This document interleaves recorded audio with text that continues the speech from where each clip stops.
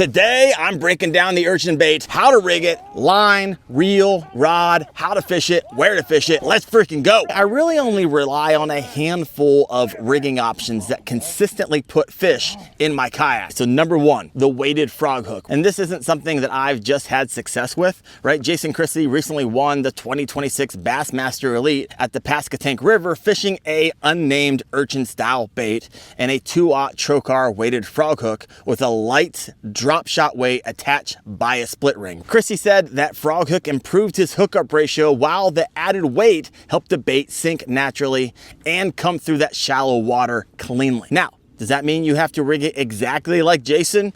No, there are a lot of different ways to rig these baits. In fact, I actually like it when that weight isn't hanging down. And so another hack that you can do is to take frog hooks, right, which are hard to find right now. So I'm gonna steal one from all the freaking frog lures that I have, and then take a shrink wrap heat sleeve, right? Put a nail weight in there, or if you're like me, I got a lot of drop shot weights and kind of slide it in there, work it under the sleeve, and then heat it up. If you have rattles, you can actually shove one in there as well. So if they're hard to find, you can usually just hop into your tackle and make one yourself. But when one of the best bass fishermen in the world wins a Bassmaster Elite event using a weighted frog hook, it's a setup that earned a permanent spot in my tackle box. Rig number two. Now, I recently had Austin Hoover on the Kayak Fishing Obsessed podcast. He has had a tremendous amount of success with this setup, and I'm gonna have him walk you through it. It's up over there. Here it is. This is a 6 cents. This is the abstract. It's just this one. It's the 24 millimeter. It's my favorite one so far, but I rig it to where a lot of people don't do this. I haven't seen really anybody do it. So I have a bobber stop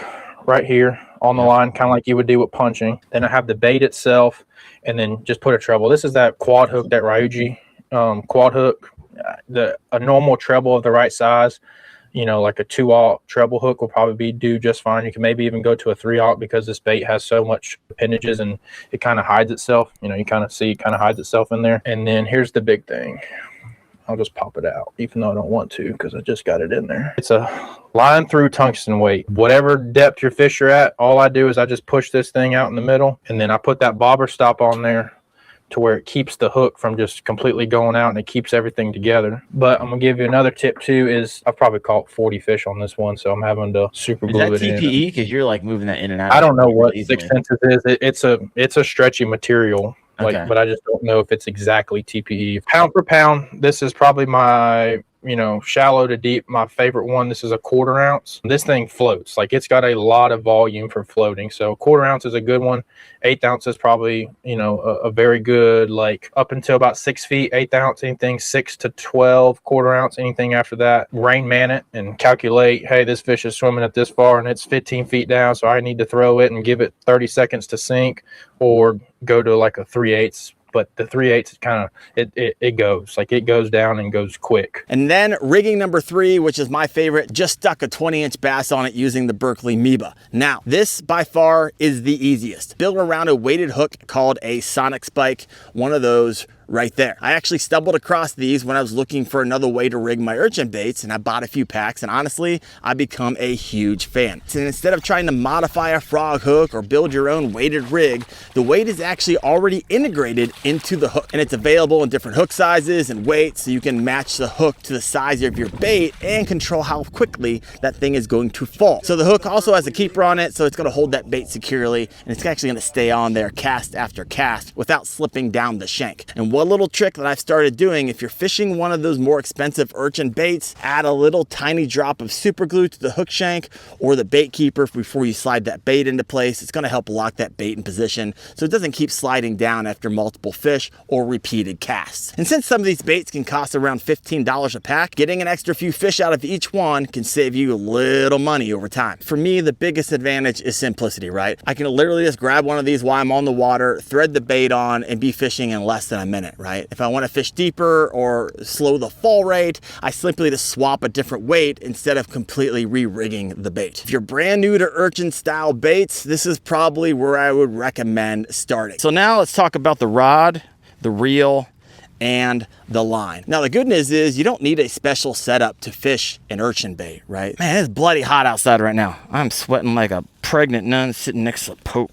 My gosh. All right, so here's the easiest way to think about it. If you're throwing one of those smaller urchins, like these are the Spinker ones, this is a 68 millimeter, Like I had just got done catching a bunch of fish off this, fishing it as a drop shot. And when they're this small, you can use like a spinning reel, right? Because that spinning rod makes those lighter baits much easier to cast, especially into the wind, and it lets them fall naturally, right? It also helps you detect those subtle bites, which these baits are really known for. Now, if you're throwing one of the larger urchin baits, which I do a lot, I got this one right here, I got a backup right here, I got that urchin bait off of Amazon for like 4 for 12 bucks plus like $5 shipping. This one is going to be a lot more expensive. This is the Berkley Moeba, which I just stuck a 20 on. But nonetheless, when you start to get to these sizes, you're going to want to use a bait caster. And because these baits are heavier, they're usually paired with a larger hook and heavier weights, right? And a bait caster gives you more casting control, stronger hook set, and more power to pull that fish up and out of that heavy cover. Now, personally,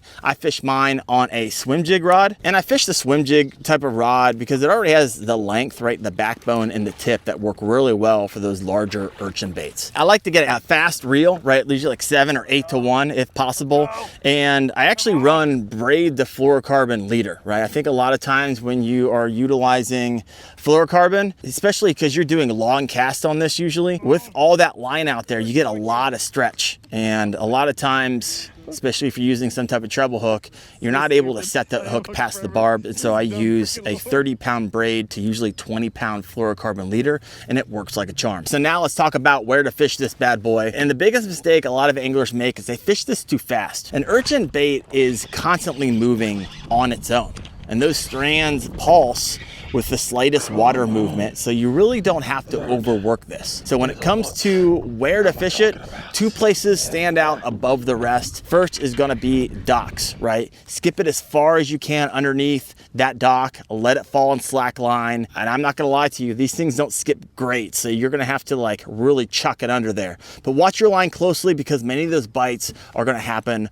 before that bait ever reaches the bottom because of that secondary action as it's falling. Second, and where this bait truly shines, is offshore brush piles, right? If you spent years marking brush piles and offshore waypoints, you really have already done the hard work. Throw this out past that brush pile, let it fall not all the way to the bottom, and start working it, right? And you want to match the energy of the bass, especially if you're using FFS. If you can see a bass kind of moseying out to it, keep it nice and slow and work it back to you. If you see one kind of dart off, start working it faster. And a lot of times that will trigger that bite for you. I usually don't let this lure hit the bottom, right? I'm gonna keep the lure roughly around 3 to 4 feet off the bottom and work it back.